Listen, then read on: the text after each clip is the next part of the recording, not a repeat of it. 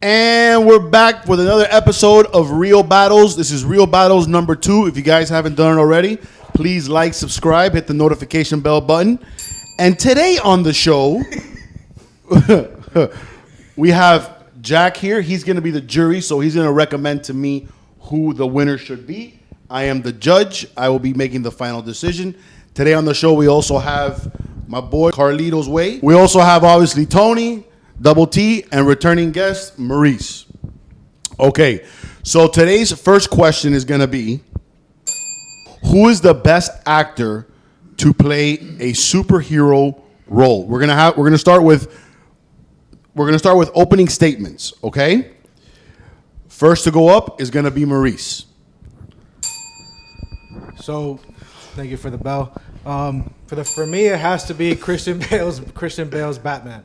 Obviously, director Christopher Nolan is obviously a monster in himself in regards to directing. I think the screenwriting was incredible. When it comes down to actually displaying Bruce Wayne as a wealthy kind of playboy type of guy that he is to the public, and then showing his obviously his side when it comes to Batman, his serious side, and then obviously there's 3 sides to it. There's 3 sides to it. Really, you look at his intellectual side as well when he's in regards to when he's with Arthur, when he's with pretty much by himself or whatever the case may be. You get to see a side of him that's not really shown in other Batman movies or Batman trilogies. So when it comes down to Christian Bale and the way that he shows the character in every facet of the character's personality, I mean, I think Christian Bale definitely shows that, and on top of the fact that the infamous lines that he has, or infamous lines that Thomas Wayne had, or whatever the case may be, I think it's just shown, to be the best when it comes down to superheroes. Mine's just simple, easy. Hugh Jackman's Wolverine. Guy's been in 8 featured films, 10 appearances. They can't get rid of him. I don't know how they're gonna replace him. One of the greatest superheroes ever put on screen. A masterpiece of performance. It set up his career for something incredible. Without that movie, he's admitted himself. He plays it because he loves it. He honored it. He embodied it. Hugh Jackman's Wolverine, without a doubt. Not a lot of wiggle room for me. All right. Those are 2 good choices. I'm going to have to say Tobey Maguire's Spider-Man. He's one of the OGs. In my opinion, the one that started the whole... I mean, you got Michael Keaton, you got George Clooney, Val Kilmer, all those guys, but the Spider-Man in early 2000s really fucking, hit. That was, the start of something, really special. Similar to Christian Bale, he's got 3 movies. Arguably, the 3rd movie did suck, kind of. I liked it when I was a jit, but it did kind of suck, so I will say that. That 2nd movie with Dr. Octopus, that was a great movie. I think that's honestly the strongest one out of all 3 of them. And yeah, that's my pick. Okay, so there are the opening statements. The 3 characters that were chosen were Christian Bale as the Dark Knight, we got Hugh Jackman as Wolverine, and we got Tobey Maguire as Spider-Man. Okay, so now we're going to have open debate. Tell me why your character and your actor is the best superhero ever played on screen. You want to start, Mo, or you want me to go ahead and rip you up? All right, let me go ahead and rip up these guys real quick. First off, Christian Bale's Batman. Yeah, it's a good role, but it's not the best. I personally think, and I say this truthfully, I think, honestly, Robert Pattinson's Batman in that costume, walking out of that tunnel on the first scene you see him, I think he's the best looking Batman ever to be put on screen. So Christian Bale's is good. It's good movies. Make good movies, but he ain't the best Batman. In fact, Batman Begins is great for Bruce Wayne and stuff, but then the second one was all about the Joker. So without the Joker, that movie sucks. And the third one was Sean Connery's Bane over there, sucked too. So honestly, I think he had a good, decent... I mean, he even come back for the Flash movie. No respect for the character. He doesn't really love that character. Well, that was because of Christopher Nolan. He didn't want to disrespect Christopher Nolan. And look, Hugh Jackman can't be replaced. I mean, they don't know what to do. They replaced your Batman already with Robert Pattinson and Michael Keaton. They haven't been able to replace Hugh Jackman. How are they going to do that? Who's going to fill those shoes? You tell me. And I'll be shocked to hear that statement because he's coming back for Deadpool 3. They can't get rid of the guy. It's true, and that's what happens when you kind of embody one character with one actor. I mean, yours, Tobey Maguire is... Mine did make a comeback. No, your guy made a comeback in No Way Home. Yeah, even though he looked like Fat Man. But, I mean, he did make a comeback in No Way Home. Swinging in the town there. But part 3, the guy dancing all over the streets and shit. Are you kidding me, Tobey Maguire? honestly, Tom Holland's had a better Bully run. Maguire is a fucking icon. Tom Don't you Holland's had a better run than Don't him. talk shit about. Listen, all right. It may have its things. Spider-Man 3 may have its things, all right. But that scene with him dancing down the street, that's everywhere. Yes. Everybody knows that. Yeah, exactly. You see, even you know it. You fucking hate it, and you know, and you're dancing on it right now. So listen, bro. Christian Bale. The thing about Christian Bale is that like I've gone back and I've looked at the movies recently. And like, yeah, they were fucking badass back then and shit. But then like, there's some goofy ass shit. I mean, there's that goofy you shit see, and everything that we go back to. You know what I mean? But like, it's just Christian Bale's is not as good as I remember. If that makes any sense. Tobey Maguire for me is like, that's Spider-Man. You know what I mean? When it comes down to, I think that also one of the biggest things that sold Christian Bale to me is that origin story. The way that he kind of started that up, the way that he, with Ra's al Ghul and obviously falling into the pit, and when he was. When he was with at his house and he fell in there and he got scared of the bats, and just how the story progressed into him growing up and everything, how his parents died, and it's just, to me, that origin story, and just also the fact that That's thanks to the screenwriter and Christopher Nolan. That's not thanks to Christian Bale's performance as Batman. To me, that's what makes also the movie great. But when it comes down to, you kind of mentioned like the way Robert Pattinson looked. Unfortunately, he looked like Batman. That doesn't really dictate, whether or not an actor actually played the role well. And I think that Nolan, in the way that he was going through it, think about it like this: I'd rather Michael Keaton over Christian Bale. Who played a better playboy, wealthy playboy Bruce Wayne than Christian Bale? Michael Keaton. You gotta understand that. You gotta understand that Christian Bale. You literally saw scenes. Like, remember the scene when he was coming in his Lambo, when he already had, when the situation was happening with the cop, and they had the person in the car, whatever the case may be, and they blew it up, and he came through, and he was like, "Oh, what's going on here?" And he was just playing as a playboy, but really he was trying to gain information. For me, it kind of showed different levels of Christian Bale's game. Oh, so cool. What about his voice too? Yeah, but I mean, that was. How about when he's in the room with Lucius Fox? He's in the room with Lucius Fox. He has a costume on, and he's. Lucius Fox, like, why are you talking like that? You can just talk normally. I'm right here next to you. Because it's a part of his character. It's a part of being Batman. That's not the best Batman. That is not the best Batman. I agree. That's not the best Batman. But Tobey Maguire is the best Spider-Man. Okay, and since you want to talk about origin story, let's even talk about the villain in that movie, Green Goblin, Willem Dafoe. That was fucking amazing. That was a great origin story in that movie too. Still doesn't change the fact that you go stop it whenever you want when you feel like they're done. All right, let's stop this shit. Okay. All right, so everybody has their good argument points. The only thing is that I don't see anybody really attacking the Wolverine, honestly, with all due respect. Obviously, you're talking about your own movies. Fucking argue with that. Okay, because based on what you guys are telling me right now, again, I love the Batman and I love the Tobey Maguire, but Wolverine right now in my hands, Tony's argument is winning. But the whole 100%. Thing with Tony's argument is kind of like this, like. Yeah, but nobody's really going nobody against. Nobody can do. He has his valid points. Look, he has his valid points when it comes to having Hugh Jackman as the Wolverine, a continuation of the Wolverine, and he has his 2 cents on your movie with Christian Bale, and he has yours with Tobey Maguire, which Christian Bale is replaceable, and Tobey Maguire is obviously replaceable as well. They're not the based on the argument. Tony's information is a little bit more valid, and it's a little bit more. I'll say in regards. Better come hard, dog. Y'all better come hard. I'll say in regards to Hugh Jackman, when it comes down to like the fact that Wolverine was him the entire time, that's kind of like they made it that way. He kind of embodied Wolverine. They made a Logan movie. This is what else. You picked the Batman. I would have picked Iron Man. You picked Batman. All right, so your choice. Batman to me, it's different. And Christian Bale is obviously. To me, he was a great actor before. He's a great actor after. When it comes down to like Batman in itself, I think he embodies that role as better than anybody. And then when it comes to just superheroes, bro, who's had better villains? Who's played a better role? Who's done different roles? That doesn't matter about the villains. It's the character. It does. It does though. That's part of it. All right, so villains make characters. There we go. We're heating up. That's what I like. We're heating up. Good. Yeah, get mad. Get fucking mad. All right. So next questions. Don't get too mad. Let me come hard. All right. All you want. Okay, so the winner for me is gonna be Tony with Wolverine. And now I love Batman. I love Batman. It's hard because it's very close. Leave this in, Tony. It's close because I love Christian Bale's Batman. It's my favorite one. I will say this. I disagree with Tony when it comes to Rob Pattinson being better. 100% no. Tobey Maguire, he had a good run. I think Tom Holland is better, though. Okay, so the argument, Tony wins the argument because of what you said and what he said. No one's been able to replace him. Next question up. What is your favorite, what is the best Quentin Tarantino movie? I have to start, right? It's me first. Yeah. So up first, let's get Tony up there first, guys. Go ahead. My selection is Pulp Fiction. This movie is a pop culture. Opening statement. a pop culture, like, how do I explain? This movie changed cinema forever. Without this movie, we probably wouldn't have more Quentin Tarantino movies or in this style where he was free to do whatever he wanted. He had an ensemble cast with Bruce Willis. I mean, John Travolta. This movie had everything from top to bottom. Uma Thurman. So many iconic scenes. Excuse me. Iconic scenes and also lines that are still quotable today, 25 years later.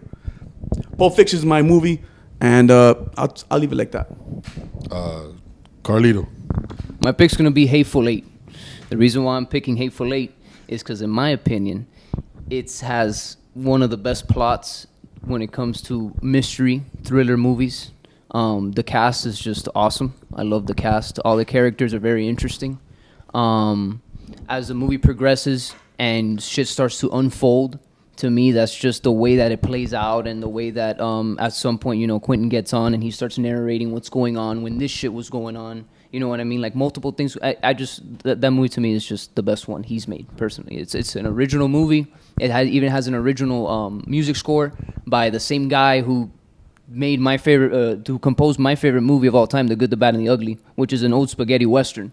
Okay, and just I love how Quentin pays homage to all that shit, which is the shit that I love. Inicio Morricone. Yep. Go ahead, Maurice. My best movie, which I thought was pretty obvious, is Inglourious Bastards. When it comes down, I mean, probably the best opening scene or one of the best opening scenes and closing scenes in like cinema history in general. And you know, even he himself said it in the movie at the end. That quote at the end, I think this is my masterpiece. When Brad Pitt was saying that after carving the swastika into Han's head, you can tell there that he's basically saying like this is my masterpiece. I was able to do everything that I wanted to. Had a great cast, you know, everything in general was just so well put, and he was able to recreate history kind of the way that most people would like Hitler to go out, how they would like the Nazis to go out and kind of, you know, show that revenge side for the Jews, and also how the Americans wanted to take them out. Okay. Good opening statements. Now let's divulge into open format. Go ahead, fight. I'm gonna start with T picking the most. I'm gonna start off with T picking the most basic, like Pulp Fiction. All right, Pulp Fiction. Everybody knows Pulp Fiction.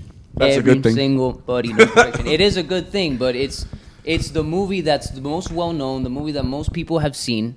Okay, and it's just. You know Yeah, but can you give me one films. good line quoted from your movie? Can you quote me one good line from Hateful I Eight? can, but they'll probably have to edit it out. All right, so you can't give me one line when I have it. Because I can simply say, look, you know, a Royale with cheese. A Royale with or cheese. get the shot. Like so many famous lines from Pulp Fiction. Well, right? I can tell you that when John Ruth the hangman catches you, you hang. You mean? There you go. There's a quote. Okay. I'll say this: I thought Hateful Eight was like one of the worst movies I've ever watched. And The movie with the best plot. All right, watched and then you're picking the one, and then you're picking the one with the most dialogue, right? The listen, one let me with the tell you most something. dialogue. The scene with Hans in the beginning of Inglourious Bastards, when he drives up the road and goes into the guy's house, is one of the best scenes I've ever watched. Yeah, It and was then an incredible scene.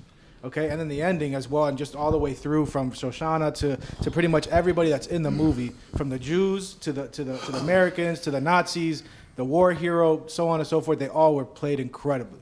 So when it comes down to how Yeah, but the it's- movie's worse than that, it's because I do think it does lack the dialogue. It's a lot more like action, and a lot more like funny lines or funny sayings, whatever the case may be, rather than like real. And for me, for how I like to watch movies, like real dialogue and actually get me interested. And but that's the thing. That's the thing. But- Like Hateful Eight.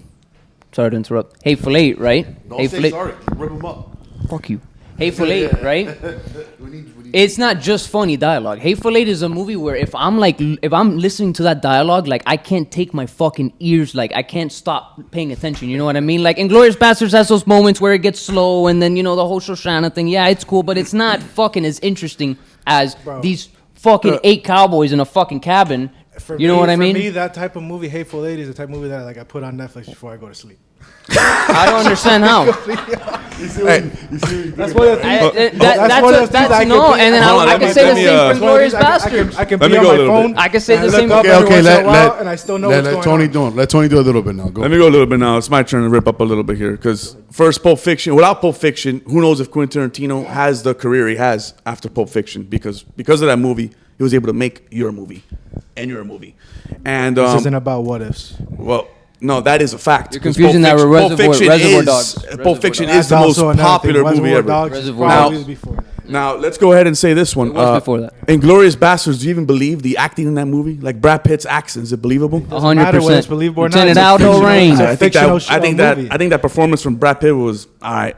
Bro, And Brad then- Pitt was one of the best in that movie. His accent, the And- way that he moved forward was incredible. And as far as your movie goes, 30 minutes too long. I think Hateful Eight was a little bit too long. You could have cut that up a bit. 30 minutes. I thought the fucking mini series on Netflix was too Bro, short, I look at motherfucker. Pulp Fiction and we go into an arcade and we can find a Pulp Fiction game and just play it. 100%. 100%. Fucking funny Yeah, corny yeah, line. yeah. You go into That's fucking pretty much Spencer's it. and there's a Pulp Fiction Yeah, shirt. 100%. You go into Because that fucking- movie is 100%. the great. Because one of it's the greatest. That's basic for as the fuck. casuals. That's for the casuals. Thank you. It's for the fucking casuals. That's just what they like. It's for the you know? casuals. You All sit right. there in an arcade, you know, you play Pulp true. Fiction. It's true, only 100%. A couple corny lines 100%. and that's it, you know? And then you want to fucking talk shit about Hateful Eight. Well, Really? I hate 30 Hateful minutes Eight too too. fucking I'm with short. you on that one. Okay, now we're gonna have final statements by each person. Maurice has Inglourious Bastards. Tony has Pulp Fiction. Carlito has The Hateful Eight. Look, man, Pulp Fiction, if it wasn't for that movie, we probably wouldn't have all these Quentin Tarantino successful movies. I think he found his niche there with that movie, with quotable lines, incredible performance by Uma Thurman, John Travolta. They all knocked it out of the park. I mean, damn, some of those lines like Royale with cheese and Get the Shot are still quoted today. I mean, man, even the scene where the rape scene with these guys that kidnapped them were out of control. I mean, it's just a really good movie. I think that movie is what made Quentin Tarantino what he is today.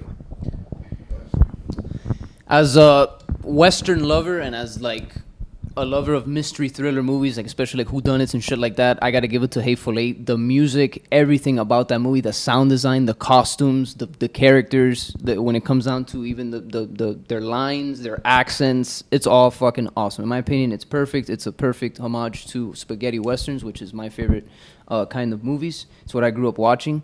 And that's just a movie that if it's on, I'm watching it. I don't care. I don't give a fuck if it's 3 hours.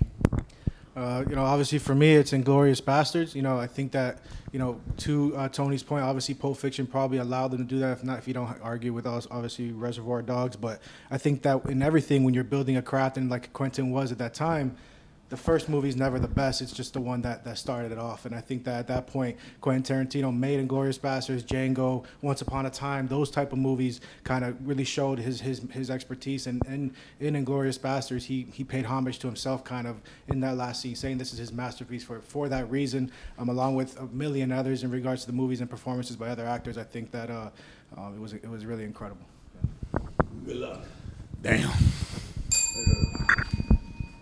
Wow, it's pretty difficult. I'm not gonna lie to you. Everybody has extremely valid points on everything. It's between the two of you, and this is a hard fucking decision. Everybody makes valid points. I know. Everybody makes valid points. I personally, I would pick Carlito. Out of my opinion, even though Maurice, you made extremely valid, awesome points. I don't see too many of you guys actually bashing on Hateful Eight. Like in the sense of, of different perspective of the movie itself. He made valid points, so I'm gonna go with Carlitos. Tony's points are again, everybody's really good. Like everybody did amazing. Honestly, if I had to pick out three, I'd pick out three of you. But the one that to me, has like the most excitement. It's true what he says when it comes down to different quotes, the different style of movie. It plays a Western kind of feel as well, and he kind of elaborates everything. And then the bashing didn't really go too much on him. Pulp Fiction again has a phenomenal quotes, like Tony said today. There's quotes today still existing after 25 years. Inglourious Bastards, there's several scenes that you mentioned as well, and it comes down with the whole Nazis, and the prescription was also great as well. But I'm gonna have to go with Carlitos. All right, that's my decision. I'm gonna pass it to D. So I'm gonna go with Maurice. He's the winner. Couple things. Pulp Fiction is not the movie that allowed Quentin Tarantino to make other movies. No, because I'll give you a quick one, right? He made Reservoir Dogs. It blew him up. He got invited to his friend's house. His friend lived 3 doors down from Bruce Willis. Bruce Willis saw Reservoir Dogs and said, hey, I want to talk to that guy. So they sat down, they talked, and he goes, hey, Bruce Willis told Quentin Tarantino walking on the beach, he said, hey, I hear you're making this new movie called Pulp Fiction. Can I be in it? And that's what happened. So Reservoir Dogs is the movie that really, to me, put him into the zeitgeist. I didn't pick Hateful Eight. I love that movie. Also, if you're down below, please comment on who you think is the winner. We do take that into account. But Inglourious Basterds, like Maurice made a good point, it is one of the greatest opening scenes in cinematic history, period, end of conversation. I mean, when you have such good writing that you're there with like an opening scene from like Saving Private Ryan, that they probably cost, $10 million to make that shit. Shooting and all this, and you did it with typing it, you know what I mean? The movie also, you also said that Brad Pitt does a stupid accent like from the South or whatever. Incorrect. He's actually from the South. He's from Missouri. So his accent is very on point. He's from Missouri. Yeah, because he's saying that his accent is, it is a hard movie to knock on. I agree. Yeah, but he's from Missouri, so he's doing it right. Guys, please comment down below who you think the winner is, who you would have picked. Based on their argument. Based on their argument, exactly. This is the final question. Then we're going to have one speed round. And here we go. Opening statement. What is the best Nicolas Cage film ever created? That's on him first. I'm probably the biggest Nicolas Cage fan in this room. Okay, the biggest Nicolas Cage fan arguably of me is in this room. Okay, I love most of his movies. This is a hard one for me. I'm gonna have to go with Face Off, with John Travolta, directed by John Woo. That movie to me is the epitome of action movies. Okay, John Woo made this movie with little to no studio restrictions. This was his first time doing a movie like this, where he was just free reign, fucking balls to the walls. Okay, basically little to no practical effects neither. It's all fucking, little to no CGI and all that shit. It's just practical effects. So a lot of fucking explosions, gunshots, fucking. It's just a fucking action-packed, solid movie with a solid plot and solid actors. John Travolta also did a fucking good job switching as Nicolas Cage and portraying himself as his character in the movie. I thought he did good too. But Nicolas Cage in that movie to me was just fucking awesome.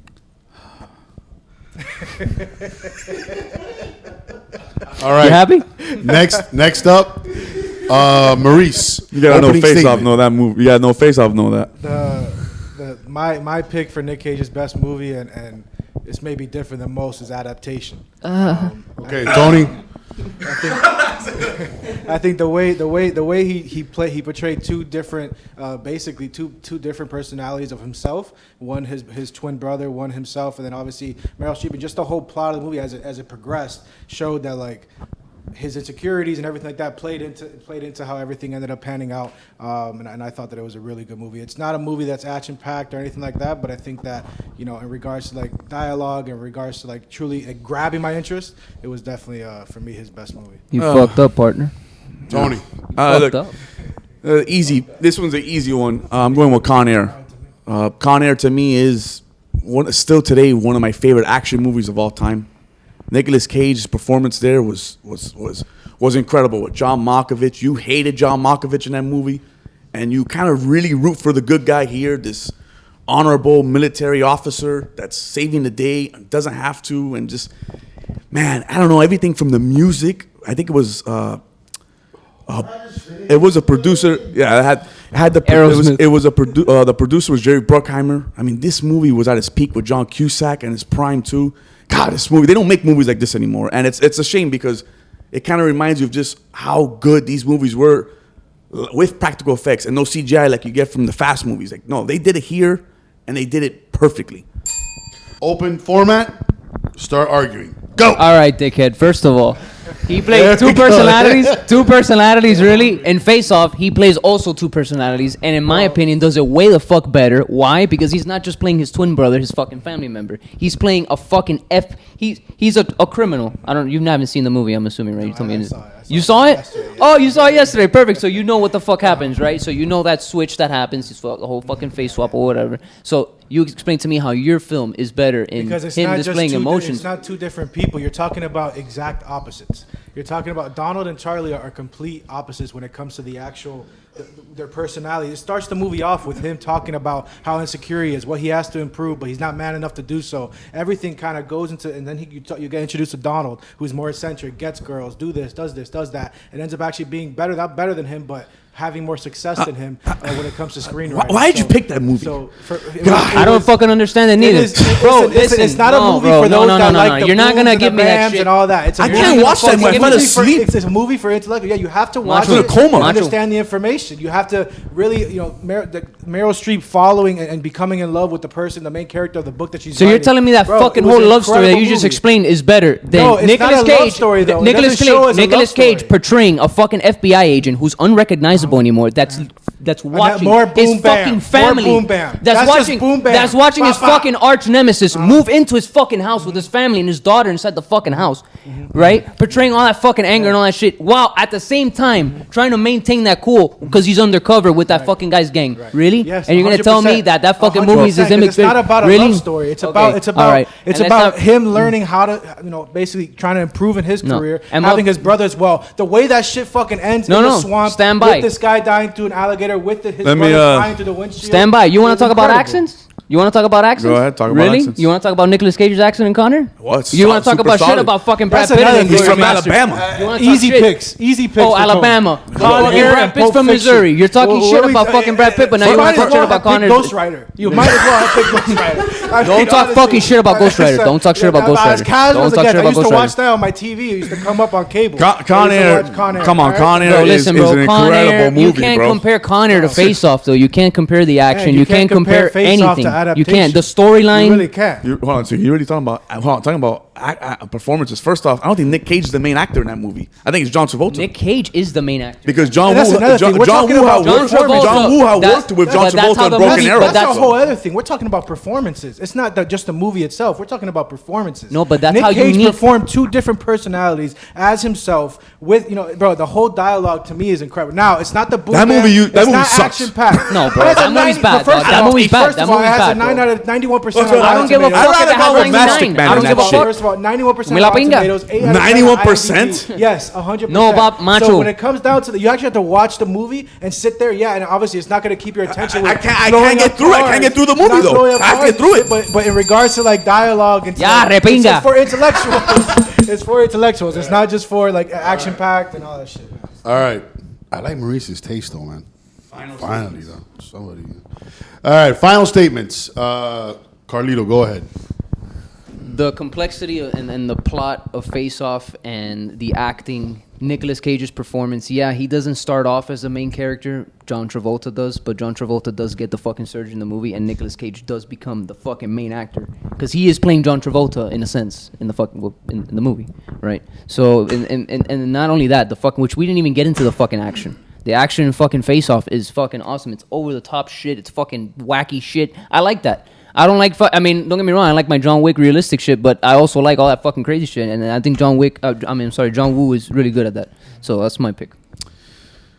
I think obviously, it always depends on preference. It's just my thing is not the action. I do think that when it comes to adaptation, you see Nicolas Cage in multiple different personalities. You see him improve. You see, basically how they differentiate. You see so many different things. And towards the end of the movie, you start to see how all this shit that has led up to this has put him in a position to actually do the things that he wanted to do the entire movie, which I think was important for his story building, his character building.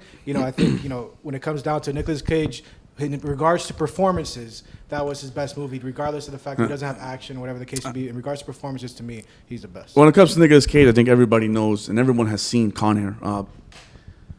I mean, if these three movies are right now on TV and I had to pick one, I pick Con Air. I mean, all those actors are out of control, incredible careers. From John Malkovich, like I said, Danny Trejo, even Steve Bellucci. I mean, these guys did a phenomenal job, man. The music, everything. And then adaptations. If it wasn't for Meryl Streep, that movie would be a piece of junk. All right, and then another thing is with your movie, with your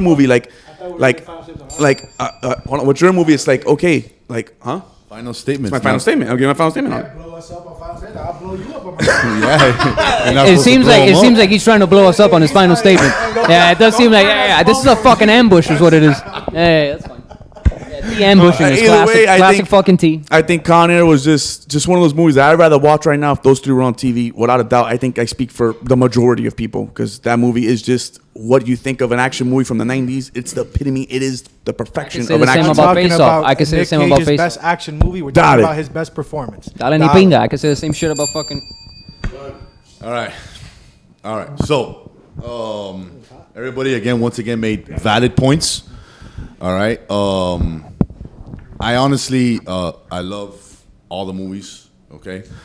If Carlito would have said there's a scene in Face Off, if you would have said my favorite scene of Face Off, then I'll tell you why I didn't pick it. There's a scene that I use today, to women, and it's when Nicolas Cage tells the girl, "Suck my tongue." I could eat a peach for hours. All right, but honestly, like Tony said and Maurice as well, he's not the main actor. Even you said it yourself. You shouldn't have said that. You bashed your own movie right there. He's truly not the main actor. There's a split screen between both actors. So in reality, yes, he does play a huge part of the screen, but he's not to me a main actor there. But the movie is phenomenal. One of my favorite movies of all time is Face Off, and then it goes to Con Air. Maurice, I mean, nobody's bashing Tony. If you really think about it, you guys are not. The only thing you said is his accent. So I'm picking overall Tony, but I'm giving my explanations why. Nobody really bashed Con Air. None of you. You have nothing to bash on it. I know it's hard because yes, it is a safe movie. You're absolutely right, but he made extremely valid points on his movie. You know what I mean? And nobody's really truly bashing the fuck out of him. Say something else. I don't know. Say that there's scenes in every movie that's like a little bit like cheesy, and there was some fucking cheesy ass in Con Air, especially the plane, the shot. He's fucking walking into the paper. He's walking. There's nobody in the world that can fucking withstand a bullet shot. You should know. You know what I mean? Like that. And there's episodes, the scenes in there. Like there's so many things you guys could have said to that movie, and there was nothing that you guys said. So To be honest, I thought all this stuff was just known. I thought you guys would never pick Con Air.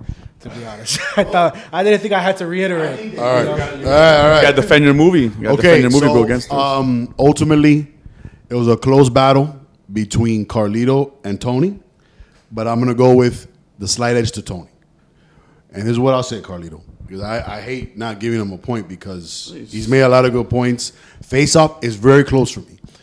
Ultimately, first off, I would have picked Gone in 60 Seconds. That was my second option if they would have took Con Air That for me. movie is fucking raw.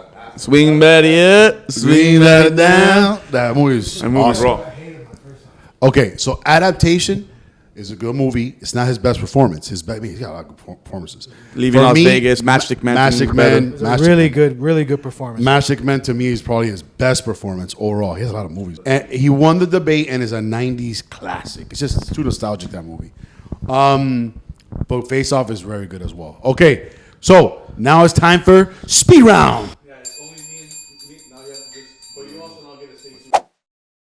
And so now we're gonna do a speed round, which is gonna be me and Maurice because we both outperformed on Carlito. Which again, remember, you comment down below if you think Carlito won some arguments. It's okay, whatever. Give me your best Steven Spielberg movie. Wow. Okay, Obviously, ready? Go. My best Steven Spielberg movie is Jurassic Park. It's obviously a classic. It paved the way for a lot of movies like Jurassic Park. In my opinion, when it comes to storylines, from the jump to the finish, it's really good. A lot of nostalgic moments, huge in regards to being able to really provide a whole storyline and create something that goes on literally to Done. now. Even though the movies the now bell, hit the suck. Even though the movies now suck. Hit the button, please. Okay. you start the time when I start talking. Best Steven Spielberg movie, Tony. Wait till I start talking. Oh, sorry. Why is he having trouble understanding that? It's driving me crazy. My Steven Spielberg movie is Saving Private Ryan. I think it is one of the greatest, if not the greatest, war movie of all time. That opening scene is, without a doubt, unbeatable, if that's even correct. You can't top that movie. The actors, even that's Vin Diesel's start too. The music in that movie had people walk out of the theater that were involved in the war. It's so dramatic. It's so powerful. It is. Well, for me, Jurassic Park beats Saving Private Ryan because of the fact that it kept on going. Saving Private Ryan was one movie. It ended there. There's been movies like Saving Private Ryan after. If you want to say that it's the best one out of war movies, yeah.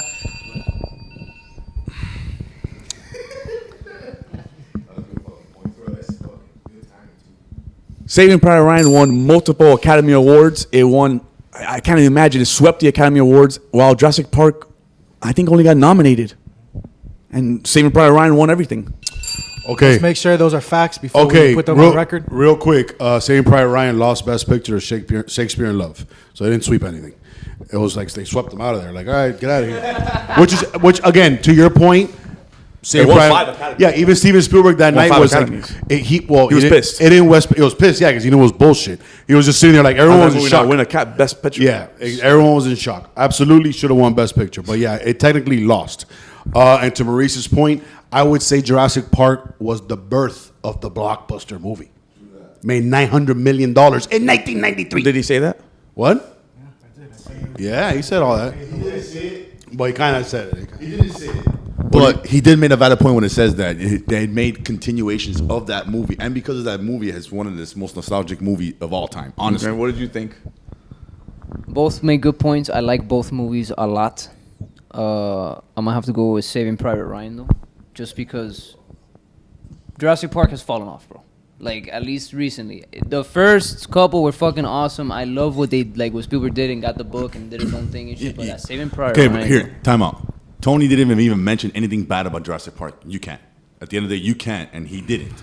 And I only it's said didn't win I'm not Academies, picking that's favorite movie. I'm not saying that Jurassic Park's a favorite movie of mine, or No, saying Jurassic Private Park Ryan is is wrong. on But my top Maurice 10. did make an extreme valid point. At least they made a continuation, and it's one of his first of its kind, which you mentioned as well. And Saving Private Ryan is a great movie, but that's it. Ended right there.